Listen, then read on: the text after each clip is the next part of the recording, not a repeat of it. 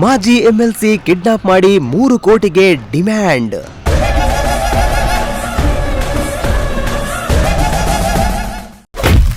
ತಡರಾತ್ರಿ ಅಪಹರಿಸಿ ಇಂದು ಬೆಳಗ್ಗೆ ಬಿಡುಗಡೆ ಮಾಡಿದ ಕಿಡ್ನಾಪರ್ಸ್.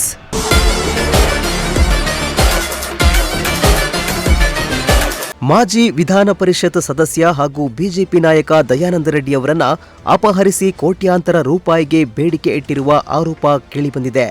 ಆನೇಕಲ್ಲು ತಾಲೂಕಿನ ಹಿಲಲಗಿಯಲ್ಲಿರುವ ಗೋಲ್ಡ್ ಕಾಯಿನ್ ಕ್ಲಬ್ನಿಂದ ಮನೆಗೆ ಹೊರಟಿದ್ದ ವೇಳೆ ದಯಾನಂದ ರೆಡ್ಡಿ ಅವರನ್ನ ಕಿಡ್ನಾಪ್ ಮಾಡಲಾಗಿದೆಯೆಂದು ಆರೋಪಿಸಲಾಗಿದ್ದು, ಈ ಸಂಬಂಧ ಅತ್ತಿಬೆಲೆ ಪೊಲೀಸ್ ಠಾಣೆಯಲ್ಲಿ ಪ್ರಕರಣ ದಾಖಲಾಗಿದೆ.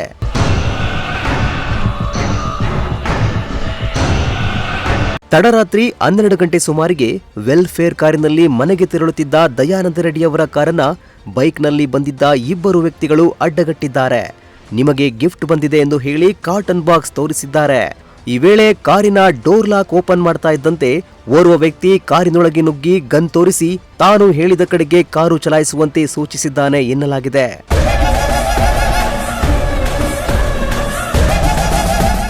ಇನ್ನು ಇದೇ ವೇಳೆ ಕೆಂಪು ಬಣ್ಣದ ಕಾರಿನಲ್ಲಿ ಮತ್ತಿಬ್ಬರು ಆರೋಪಿಗಳು ಹಿಂಬಾಲಿಸಿದ್ದು, ಬಳಿಕ ದಯಾನಂದ ರೆಡ್ಡಿ ಅವರನ್ನ ಅತ್ತಿಬೆಲೆಯ ಕೆಎಚ್ಪಿ ಬಡಾವಣೆ ಸಮೀಪ ಕರೆದೊಯ್ದು ಜೀವ ಬೆದರಿಕೆ ಹಾಕಿದ್ದಾರೆ ಎನ್ನಲಾಗಿದೆ.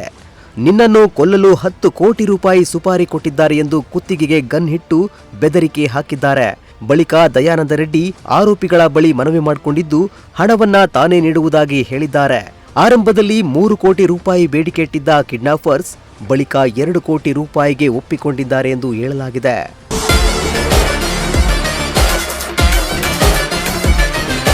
ಸದ್ಯ ಹಣ ಇಲ್ಲ. ಬೆಳಗ್ಗೆ ಬ್ಯಾಂಕ್ ತೆರೆದ ಬಳಿಕ ಹಣ ನೀಡೋದಾಗಿ ಮನವಿ ಮಾಡಿದ್ದಾರೆ ಎನ್ನಲಾಗಿದೆ. ಹಣ ಡ್ರಾ ಮಾಡಿದ ನಂತರ ಫೋನ್ ಮಾಡುವಂತೆ ತಿಳಿಸಿ ತಮ್ಮ ಮೊಬೈಲ್ ನಂಬರ್ ನೀಡಿ ಮುಂಜಾನೆ ವೇಳೆಗೆ ಆರೋಪಿಗಳು ಅವರನ್ನ ಬಿಟ್ಟು ಕಳುಹಿಸಿದ್ದಾರೆ. ಘಟನೆ ಬಳಿಕ ದಯಾನಂದ ರೆಡ್ಡಿ ಅತ್ತಿಬೆಲೆ ಪೊಲೀಸ್ ಠಾಣೆಗೆ ದೂರು ನೀಡಿದ್ದು, ಪ್ರಕರಣ ದಾಖಲಿಸಿಕೊಂಡಿರುವ ಪೊಲೀಸರು ಆರೋಪಿಗಳ ಪತ್ತೆಗೆ ಬಲೆ ಬೀಸಿದ್ದಾರೆ. Bureau report, Prajashakti TV, Bengaluru.